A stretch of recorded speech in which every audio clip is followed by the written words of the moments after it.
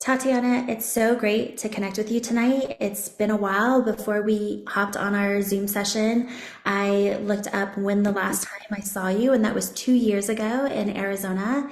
And so much has changed. I've been following your journey, loving every minute of it, which we'll dive into further in the podcast. But why don't you just kind of fill us in, if you can remember 2 years ago?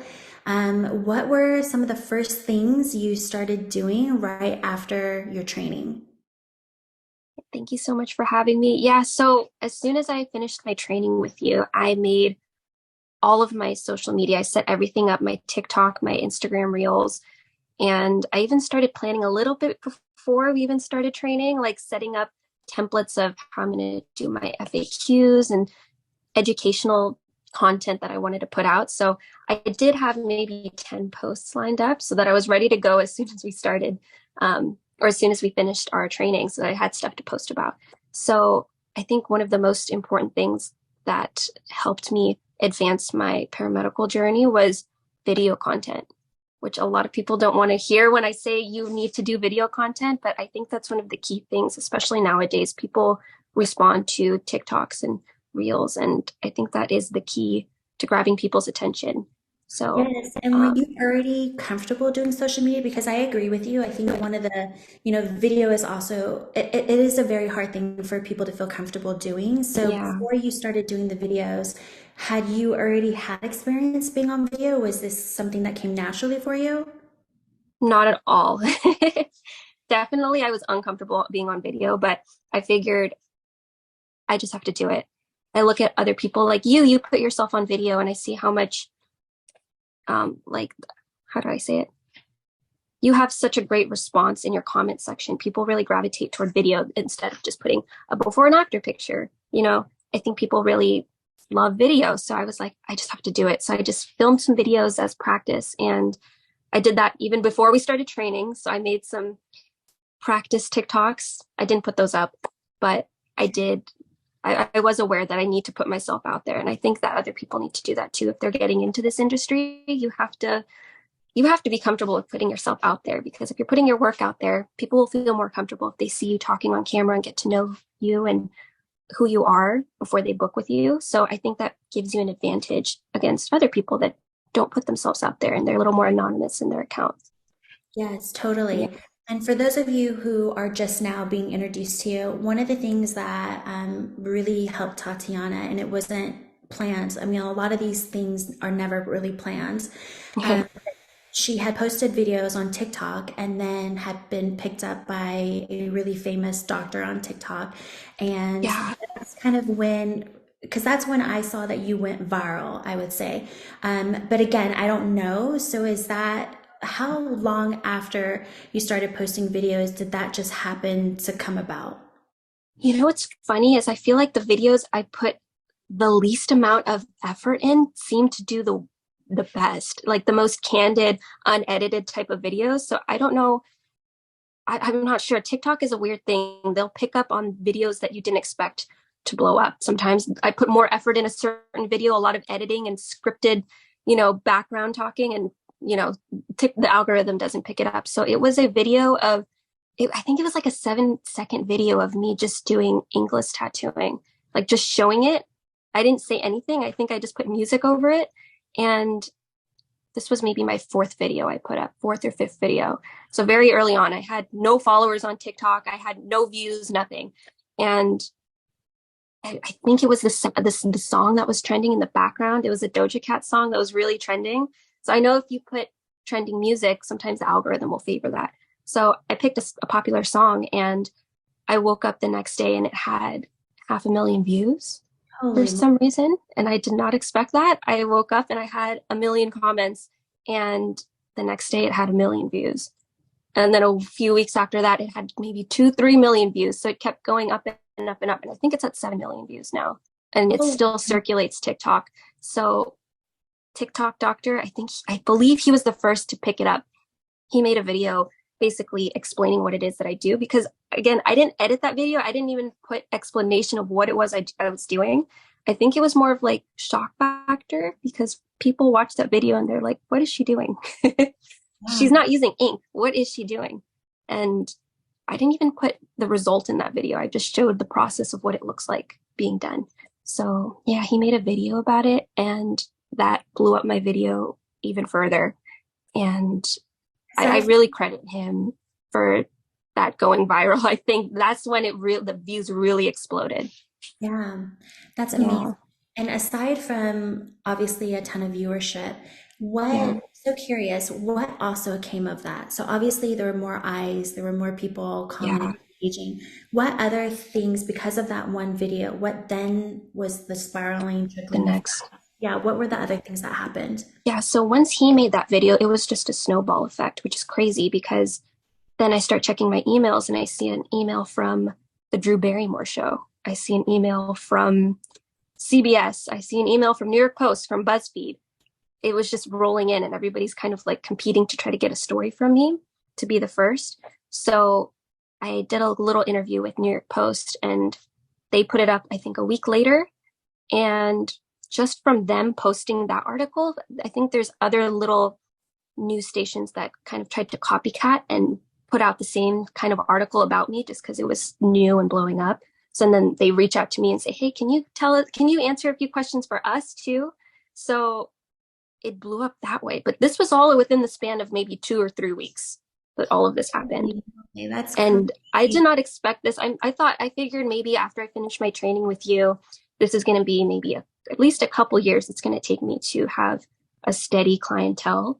Um, but this all came at me at such, so fast that I didn't even know what to do with myself. I would wake up and see 100 emails from people saying, "Hey, can I do a consultation with you?"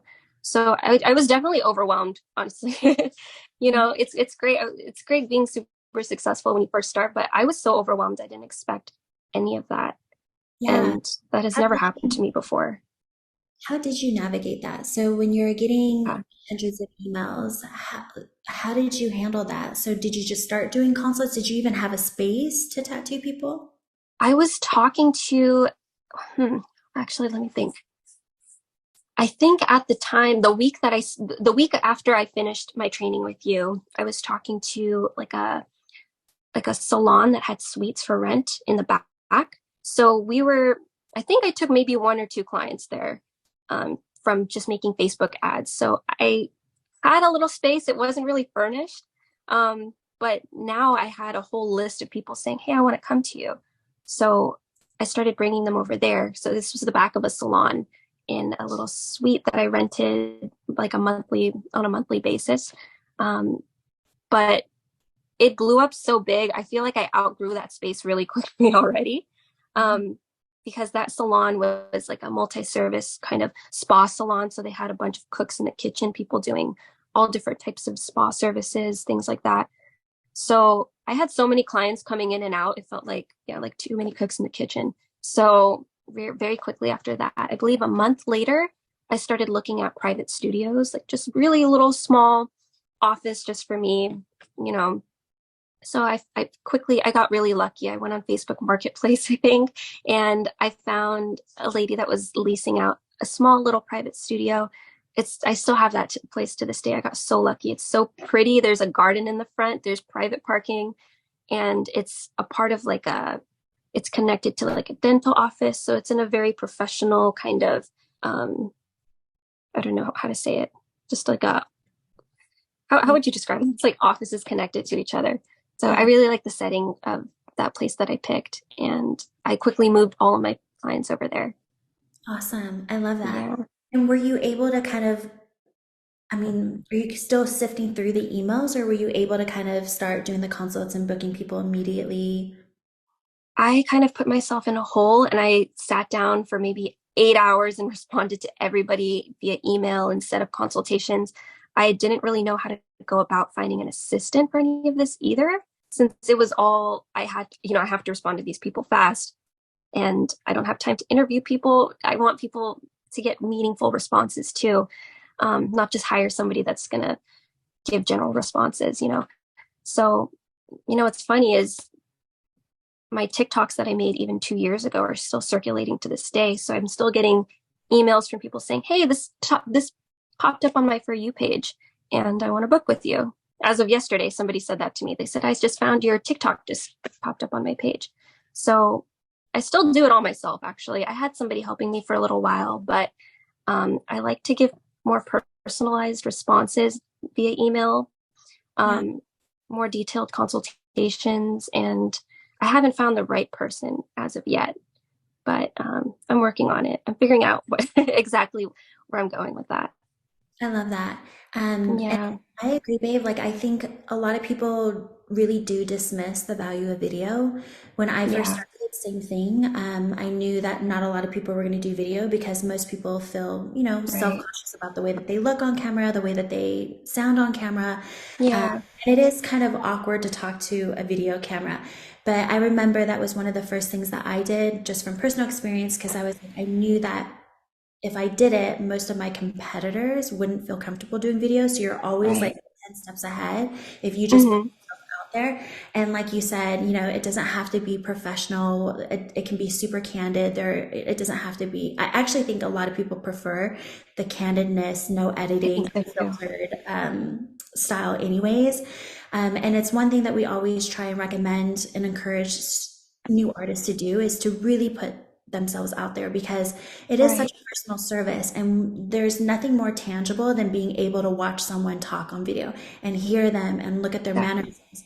And then when you're in a consultation with them, whether it's virtual or in person, there's that congruency, trust building factor where they're like, oh, that's the same person that she's exactly the same person in person as she was on video. And it just Right. allows for this trust to happen. I always think of it like dating, like Yeah, you show up definitely. on video as hopeful, or your dating profile is exactly how you show up in real life. And that is what really instills that trust. And I love that you give out those personal messages too, because it's Yeah. those small details that people really crave when they're thinking about hiring someone to help them improve an area of their body that they're really self-conscious about. So that's awesome. Okay, so fast forward. So now you're in a new space, you're taking clients. Yeah. So fill us in on what you've been doing as of lately. So I was, of course, very booked out. I was tattooing every single day, long days. I love it. I feel like that accelerated my skill set. I feel like I learned a lot more really, really fast about how to do camouflage tattooing the best that I could because I was experiencing so many different kinds of cases coming through the door that I had to figure it out very quickly. Um, so if I'm to be honest, I did have burnout from that. Success is great. I'm so thankful that that happened. And I love everybody that walks through my door. They taught me so much, but it is, I do want to put 110% into each person that comes through the door. And it is sometimes like an emotional experience with a lot of people. I try to put a lot of my emotional energy into the work that I do because I do care and I want to help people. So it is a lot, if you really think about it. It's like a therapist. Sometimes a therapist needs to take a break too. So I did get burnt out doing this every day.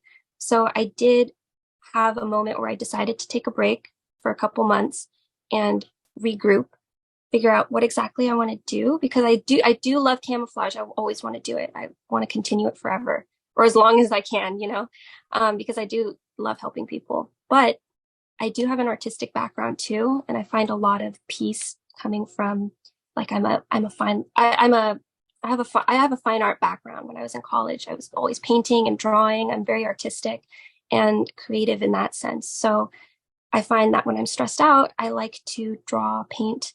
So I was thinking, how can I implement that into my tattooing? Because I want, how do I say this?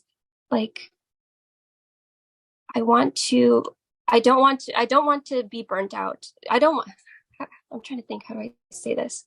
Like, That's completely valid. So you don't want to, I mean, that's the thing about artistry, right? yeah, Is you have to feed the creativity side of yourself. And right. that's not always the creative aspect of you, like what inspires you, what makes you feel creative isn't necessarily your medium that you do on a Hmm. daily basis. And so Right. for me, like I may tattoo full time, but there's other things that really fuel my passion so that I do become a great artist. And I'm still passionate about it. That has nothing to do with tattooing. Like I love Right. photography, I love nature, I love Hmm. woo-woo stuff. And those Yeah. are the things that really feed my soul so that I can come forward and be so that I can embody the artistic side of me.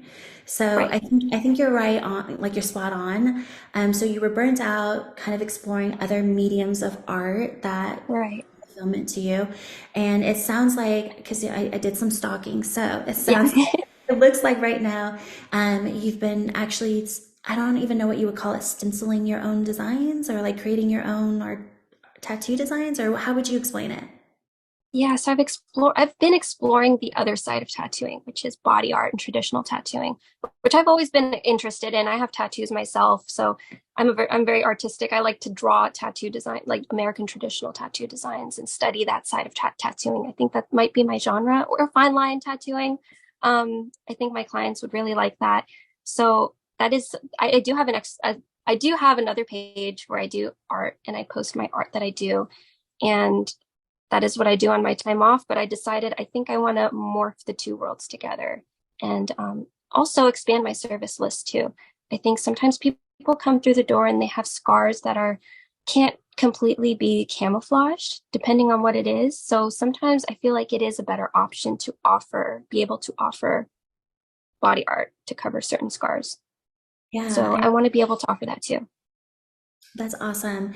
Yeah. And you've also been touring, like kind of popping up Right. shop at different So shops. exactly. So I went to a tattoo convention here in San Francisco because this was during the time that I was feeling a little bit burnt out. So I was like, let me explore and maybe talk to some other tattoo artists and just get to know them and maybe introduce myself and see what that side of tattooing is like, explore that a little bit more. And I happened to meet some guys at this shop called Body Graphics Tattoo, and they're in Reno and they were in town. And I ended up becoming really great friends with them. They're really respected tattoo artists that have a lot of history behind them. One of the guys that runs the shop, his name is Jesse. He's a third generation tattoo artist. So his grandpa was a tattoo artist all the way back in the 50s. And um, he's like a historical figure that a lot of tattoo artists really respect. And the more that I started hanging out with them, I learned that he was also one of the pioneers for camouflage tattooing. And that's something I couldn't really find on the internet. So I found out that he was like back when tattooing was in the experimental phase, machine tattooing was in the experimental phase. He was one of the people that was experimenting with pigment making and how to match colors to the skin, freckles, eyeliner, all of that. So I was able to see his old portfolio books from the 50s about how like camouflage looked back then. And I found that fascinating. How cosmetic tattooing comes from real tattoo artists that did body art. They did experimented with both back in the day. And that's where it stems from. That's where it comes from. Um, a lot of people think they're two separate worlds, but really they come from tattoo artists back in the day. Totally. How did it look? Yeah. I'm so curious. It looked very, very well done. You would think it would look crazy. Maybe the eyebrows weren't the best, just how it was very experimental phase back then, but the camouflage tattooing was spot on. And I decided to hang out with them a little bit more, study more of his techniques, what I could find. He has passed away. His name is Pat Martineau, Picture Machine Pat Martineau. And they were so kind enough at that shop to let me study his techniques and things that he documented with camouflage tattooing that I decided I wanted to, I don't know, kind of morph my two worlds together, maybe get into body art tattooing and, sorry, I'm trying to think, how do I word this? I feel like it reawakened my love for tattooing is Yeah. the best way I can say that, Yeah. because there is so much history to cosmetic tattooing that we don't realize. There's not a lot of information about it online. So I decided I want to get into body art tattooing as well. Yes, I love that. Yeah. And it is interesting because when you think about the PMU world and then like Hmm.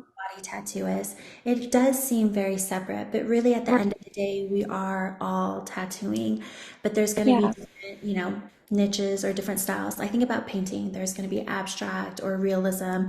But unfortunately, I do feel like sometimes because the worlds are different, there's not a lot of, or maybe there's not as much respect for the traditions of, Right.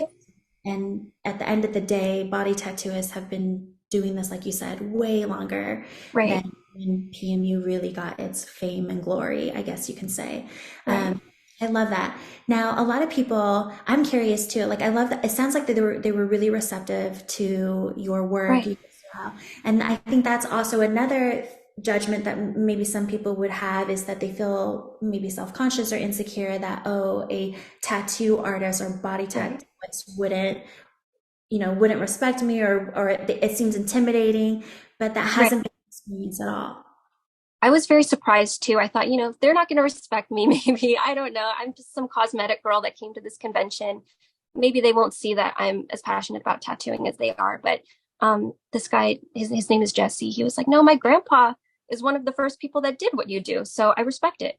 So I thought that was really cool. And you're right. I actually think that, well, I think as of recently, how camouflage, I feel like camouflage tattooing is evolving. It's becoming more, what would you say? I think camouflage tattooing is more cosmetic tattooing in general is becoming a lot more normalized, and camouflage tattooing is evolving. More people know what it is, the more that it's in the news, it's more normalized now. So I've noticed, especially in the last couple of years, the more tattoo shops that I visit, I noticed that they have more PMU there too, which I think is very interesting. I feel like that wasn't a thing 5 years ago. It was more strictly tattooing, but they seem more receptive to having PMU join their team too. Yes, I love Yeah. that. Okay, babe, so fill me in on the conventions that you've been to. So obviously it reignited your passion for tattooing in a different Right. way. So what are you doing at these conventions? So when I go to these conventions, I notice there's nobody there doing camouflage. So my idea was maybe I'll be one of the first people there with a booth, or at least the ones I've been to. I've been to a lot of conventions and I did not see camouflage tattooers there. So I asked these guys at Body Graphics Reno if it would be okay if I maybe share a booth or have a little spot and maybe relate my camouflage tattooing to his grandpa's camouflage work and maybe do a little bit of exhibit for anybody that's interested in the history of tattooing in general. You can always come by my booth, and I'm sharing the history of camouflage tattooing too. So we put out our vintage portfolios so that people can look through it and then compare it to my work and just learn about what paramedical tattooing is and where it comes from, and the fact that it comes from the world of tattooing back in the day. So I am there, I'm tattooing, I'm taking walk-ups, doing consultations. Anybody that has any questions or just wants to chat about camouflage tattooing, you can always come by. I am doing 2 conventions confirmed. This weekend, I'm going to be at San Francisco Cow Palace for the weekend, but I think this podcast is going up after you said, so you can ignore that if you're listening. I'm going to be in New Jersey in September at a convention called Inked Out New Jersey. I believe I'm the only camouflage tattoo artist there. So if you're interested, you can always come by and we can do a consultation and I'll let you know if you're a candidate. I have a few others that are in the works. I'm deciding where else I'm going to go because there are so many tattoo conventions nowadays, especially in the last few years, that are popping up. I'm getting a lot of offers saying come to the city. So as that comes out, I will update my social media wherever I'm going. I love that. That's so cool. Yeah. One thing I really respect and admire about you, Tatiana, is that you really are forging your own path. Like, Yeah. when I think about what we all do, regardless if you're a PMU artist, a tattoo artist, it doesn't matter. There's so many of us that are our own personal brands, and Right. that's what really makes us so unique. And one thing about you is you've always, and I don't know if you actually realize it or not, and so this is a huge compliment to you because it just is something so innately and authentic to you, but you've always just kind of carved your own path, and there's something that's it's very inspiring because it seems like that you just really know who you are, and maybe you don't feel like that, but regardless, you're comfortable with exploring that about yourself. You're not really relying on what mainstream says you should be or what's popular. Like you've always just gone off your own beam path, and to me, that's very original about you. Are you aware of that about yourself? Oh, thank you. You know, I've thought about that a little bit recently because in the beginning, when I first started, something that you touched on in your training was that you need to have a brand that you need, or you need to build a brand. Sorry, I'm trying to think how to say this. Something I really loved about your training was that you touched on the marketing side of camouflage tattooing.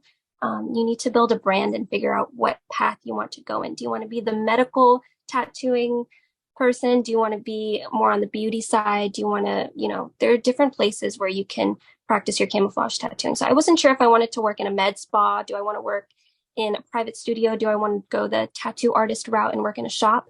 I had no idea. I just wanted to tattoo. So I experimented with working in a lot of different places, working in tattoo shops now. I've had some shop experience. So just from working in a tattoo shop, I realized that I think that is my calling. I feel like I thrive more in that kind of environment, and I wouldn't have known that unless I tried it. So what might work for one person might not work for the other person. So I would say if you don't know what your branding is, just try working in different environments. Maybe rent out a small spa studio that might work out really, really well for you. Maybe try to pitch yourself to a tattoo shop and maybe you'll thrive better there. So it did come with a lot of experimentation. I didn't know who I was in the tattooing community when I first started. It has taken a couple years for me to figure that out, and I'm still figuring that out now. But I think I have a better idea of the direction I want to go in, and that is a little bit more toward the traditional body art side of tattooing and introducing camouflage toward that kind of crowd, which has been receptive. So I wasn't sure if they would be receptive about it, but since they are, I'm going to continue pitching it to tattoo conventions and spreading the word about camouflage over there because I have a lot of tattoo artists that come up to my booth too, and they're curious about what I do. A lot of them have never even heard about what I do either, even though they're tattoo artists. They're so focused on the art side of tattooing that, maybe they have not heard of paramedical tattooing. So a lot of people, I've gotten nothing but respect from people that come up to my booth. A lot of questions, people very curious about what I do. So I think I'm just going to keep going in that direction. Yeah. And it doesn't surprise me because you also have a lot of respect for what they do. So Yeah. like attracts like, and I think that's why there's always a genuine openness to, learning about what you do as well, because you are so respectful of what they do. Um, what are some of, because really in the grand scheme of things, you've only been at this for almost 2 years, not even a full 2 years yet. Right. What have, someone who's listening to this, who's thinking about getting into this industry or this niche, what are some of the challenges about this industry that maybe you weren't like that you confronted but you weren't aware of? Did you see him playing? Baby, go upstairs. No, he found him playing. That's my 4-year-old. That's cute. He's supposed to be a prisoner upstairs and not come Oh, downstairs. oh no. What have you had to face any challenges that maybe you weren't expecting so far in the 2 years that you've been doing this? Challenges that I wasn't expecting. That's a good question. Let me think about that for a second. One of the biggest challenges, I think, is just putting myself out there and being comfortable with it because I feel like I was such a private person before that I didn't want to put my face on the internet. So, like we touched on before, I think something you do need to come to terms with is getting comfortable with creating a brand for yourself and being confident about it, being confident in who you are and marketing yourself. Yeah. Don't hide behind photos of just your work. Put your face out there and, ignore hateful comments. People don't know what they're talking about. They will say whatever. Don't let it get to your head. Um, be your authentic you and put yourself out there and see what the response is. And the more authentic you're being, people will see that and they'll appreciate it. And your clients will see that too. And something I notice when clients come in is they say, I feel like I already know you. And I love hearing that because I don't know. I feel like that sets me apart from other artists, and that's very important when it comes to this field of tattooing. Is camouflage tattooing is something that, you know, it's very based in people's insecurities. People are very scared to open up sometimes. Not everyone's comfortable with showing off their scars or their stretch marks. So they really have to trust you and trust the person that they're going to. So if you can make someone feel like they already know you, then you have the upper hand against everybody else. Yeah, Yeah. absolutely. Would you say now that you've been putting yourself out there, would you say that you're more comfortable with it now, or you still kind of struggle with it? I have my days. It depends. Um, Sometimes I'm very in the mood to make video content. Sometimes I feel like I don't have any ideas and I don't want to put something out there that's disingenuous. I want to have something to say of value about the work that I do. So it has its ebbs and flows. Like I said before, I was a very private person. I'm not very much of a video TikTok kind of girl. I had to, I had to become one. And I think that it's really paid off when you put yourself out there and you take those risks because what's the worst that could happen? The best thing that could happen is you go viral, you know? So Yeah, why not take that risk? Maybe it'll happen. I love that. Yeah. What other advice would you give new artists? Maybe they're doing brows, maybe they're doing lips right now. If any advice would you give them? I think when it comes to marketing yourself in the cosmetic world, you need to be tech savvy, even if you're not. You need to master the art of Instagram and TikTok and all of that. Um, and whether that's hiring a team to help you, if you're not the most well versed in how to create TikToks or Reels, yeah, I think you need to prioritize social media when it comes to your work. Just having a website or a Google business isn't going to be have the best results for you. Social media, I feel like, is something that you need to become a master at if you really want to succeed in permanent makeup in today's world. It's very much a requirement. One of the things that I've collaborated on with this tattoo shop in Reno is helping them up their social media game because they were not very present on social media. They posted their tattoo work here and there. They didn't have very many followers.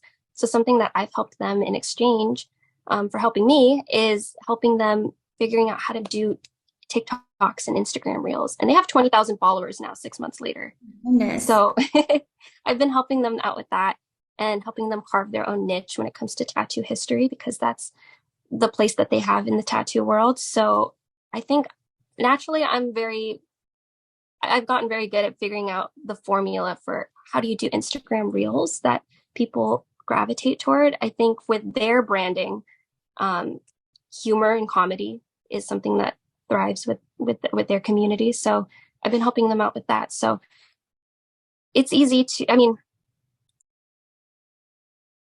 so even if even if you feel like you don't know how to edit videos or you feel like there's no hope with social media game because you have not used social media at all or however old you are, you know, people young and old, um, there are there are cases out there where people have had social media for 10 years like this shop and they created a game plan is the best I could say with Mhm. putting out reels content on a schedule. So I think I think reinventing yourself in sorry, I don't know how to say this. Like, No, I get what you're saying. And I think, uh, a lot of people, if you really can't do it and it's not your cup of tea, yeah, then there's so many people out there that you can hire to help you with that. But I agree, like if you can only get so far by having one social platform and or a Google business page, right.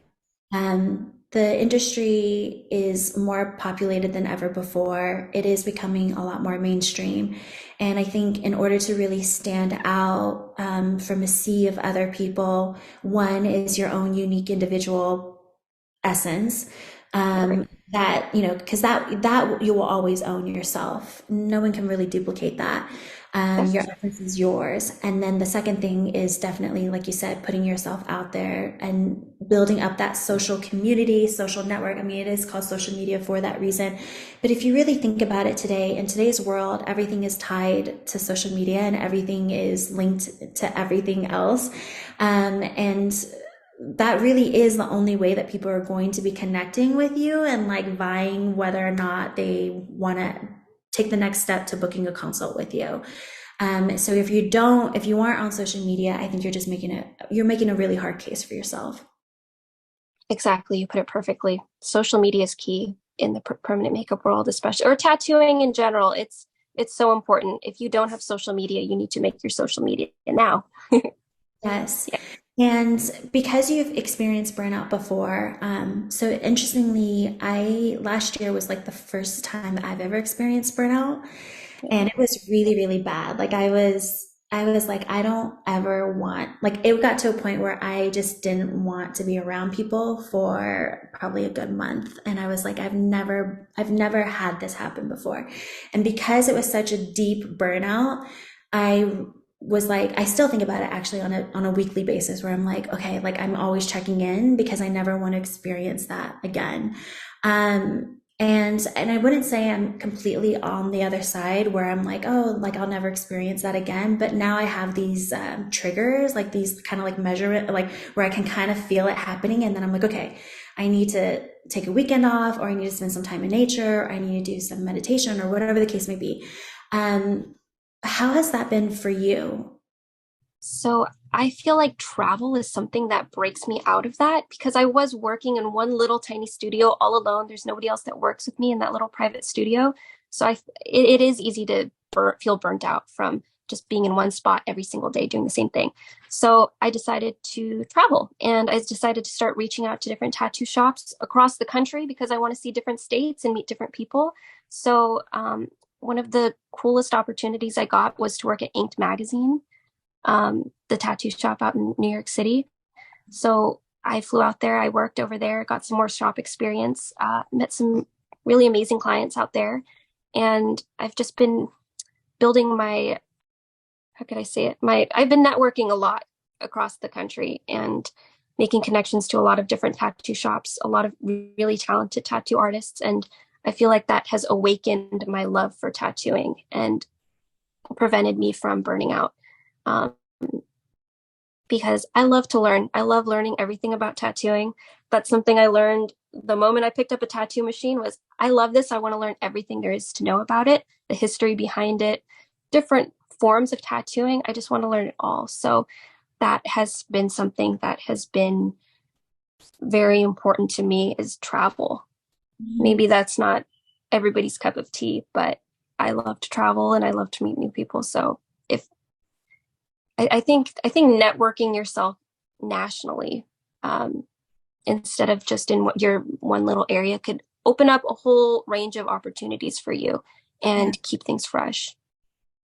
Did you have any idea 2 years ago, or even a little bit before that, when you were even thinking about getting into this industry, did you have any idea that you'd be here where you are today?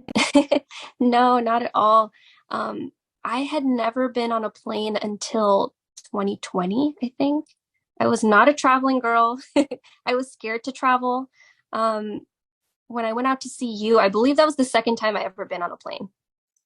That's So so, now I'm a traveling girl. I'm everywhere, but it keeps things fresh, and I love it so much. I love it. Yeah. I also remember, I just have like this memory, when you were in class, you were so quiet and you were literally sitting adjacent to me, like you were Yeah, I literally remember. sitting at the right opposite of me. And everyone comes with a different personality, and I would say every group has their own dynamic. But one thing that stood out to me about you was you were just so quiet that it was hard for me to read because I was like, is she digging this? Like, because that happens too, where sometimes people learn a new skill and they realize, oh, like I wasn't into this as much as I thought. And so it was kind of hard to read because you were so shy, you were so quiet. But obviously, everyone's so different, but you've really, really blossomed. And I can be kind of quiet too and just observe and just take in everything to really soak it in. But that is one thing that I always remember about you is just thinking in my head, like, I hope she likes this. But I have no idea. Is she into this? Is she not into this? I think I was just observing and trying to soak everything in because I was like, I want to. You're right. I was thinking about that. Because I have video that I took of just things in class that we did, and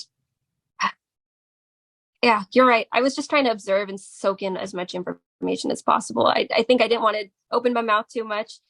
Just listen to what you had to say because everything you say is priceless. I've taken a lot of your business advice with me to this day, and it's helped me so much. So, yeah, I was in learning mode. No, I love it. And then, the last day that I got to hang out with you and your brother, because your brother was your model, Right. you were just so freaking sweet. And I loved your style. Everyone had like I think that's one of the um like I guess like one of like those intuitive gifts that I have is I can really just see people's essence, and that's the only way I can describe it is just like their energy. And I've always looked at you and been like, you're so cool because you're Oh, just so original. Everything about you is literally your own stamp into everything that you do, and I really admire that because I think it takes a lot of courage to be who you are, no matter how different it may be. If anything, I think the more different you are, it takes even more courage to be that. right. And so it's really, really cool. And remind me again, Tatiana, what were you doing before you started tattooing? I You were was working at the time. Well, I was a student, doing classes online. I was still up in the air about what degree I even wanted, which that itself is a sign that maybe you shouldn't be spending a lot of money on college if you don't know what you're doing. But on the side, I was working as uh, like a cosmetic chemist, I guess is the best way to say. I worked in a makeup company that formulates cosmetics for a bunch of different brands that private label, white label is the best way you could say. A makeup company that makes a lot of Sephora eyeshadows and things like that. So I was very into pigments, learning about the chemistry behind pigments and cosmetics. So I do have that background when it comes to how the chemistry of different colors and, you know, color, how colors work And then in. with your background with the colors and interest in pigments, is that kind of what led you to tattoo pigment and then getting you into researching all of that? Right. So that connects interestingly. Once I started getting more into the tattoo body art world, I learned what is tattoo ink. It's made out of these pigments that are sourced from different parts of the world. And same goes with cosmetic pigments. It's pretty much the same thing. So I feel like my background definitely helped understand how tattoo pigments work. um, the guys over at the shop in Reno that I work with, they make their own pigments from scratch. So that's something it was really interesting to learn. They were like, you could make your own camouflage pigments too if you really study how to how we make ink. So that's something I'm interested in learning too. I love it. Um, Yeah. I know that you shared that you're going to be at some conventions and expos in the future. Where else can people follow you, engage with you, show you some love? So I'm Perfect Match Tattoo on everything, Instagram and TikTok. Those are the ones I'm the most active on. I will be at conventions. Definitely the one in New Jersey, Inked Out New Jersey in September, I will be attending. And the other ones are up in the air. So just follow me and I will be posting where I'm going to be. So if you are not in San Francisco, where I am based right now, there's still a chance to come get tattooed by me because I might be in your state soon. I love it. And I mean, for the listeners that are listening, if you haven't gotten the feeling that Tatiana is full of heart and she's extremely Oh, approachable, then you haven't been listening because you are like literally one of the sweetest artists out there. So oh, be sure to give her a follow, say hi to her, send her a message, let her know that, what you got out of this show. I'm sure she would love to hear that. And then, of course, I'll have all your information on the show notes. But thank you so much. It's been so great catching up with you and just being in your presence. oh, thank you so much. And thank you for being my teacher. I learned so much from you, and I wouldn't be where I am today without your priceless advice. So thank you for that. You're welcome. All Oh. right, guys. Bye.